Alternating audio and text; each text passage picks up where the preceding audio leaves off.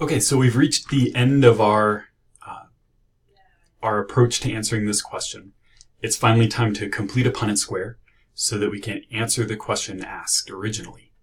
So again, we know that the parents in the cross are my father.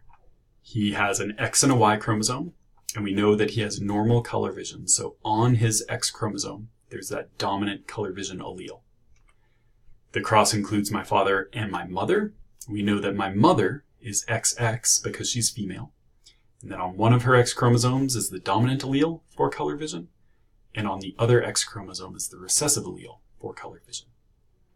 So then we can split up the chromosomes from each parent to the top of my Punnett square and to the side of my Punnett square, one for each parent. So my father can give me either the X with the dominant color vision allele or the Y chromosome. We'll put my mother on the side. My mother can give me an X with a dominant allele or an X with a recessive allele. And then again, we just go systematically through the Punnett square, combining the chromosomes and alleles that are above the box with those beside the box.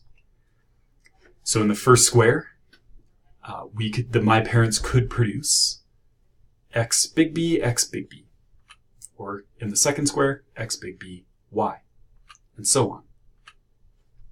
After I've created all the combinations of chromosomes and alleles, I like to make a little note in the square about what phenotype that individual would have. So in the first square, well, that would be a female. She's XX. And since she has two dominant alleles, she'll have normal vision. In the next square, well, that'll be a male, XY. And again, since the one allele in that male is dominant, they'll have the dominant phenotype, which is normal vision. In the next square, again, XX is female. This female is heterozygous for the color vision alleles. So this is, sorry, I made an error there. This is a female with normal color vision. She is heterozygous, but that is normal color vision. And then finally, we've got X little b y. XY is male. The one allele is the recessive allele. Since there is no dominant allele to block out this recessive allele, this male will have color blindness. This is my genotype. This was me when my parents had me. So again, let's loop back to our original question at the beginning. What is the probability that my parents would produce a colorblind son? So we look at the boxes and we go, well, one of those four boxes is a colorblind son. So there was a 1 in 4 chance, or 25%, that my parents would produce a colorblind son. And that's where we can end, right? We've answered the question.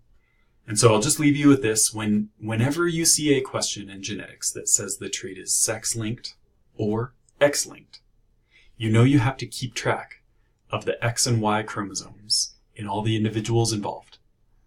And that the X chromosome is the one that carries the important traits. So keep your allele annotation, whatever letter you choose for your trait, stuck to the X chromosome. The Y doesn't get any of that. And you'll be able to answer the question just like you do for all the other traits that are not sex-linked. So if you have any questions, please let me know. And otherwise, I'll look forward to talking to you soon.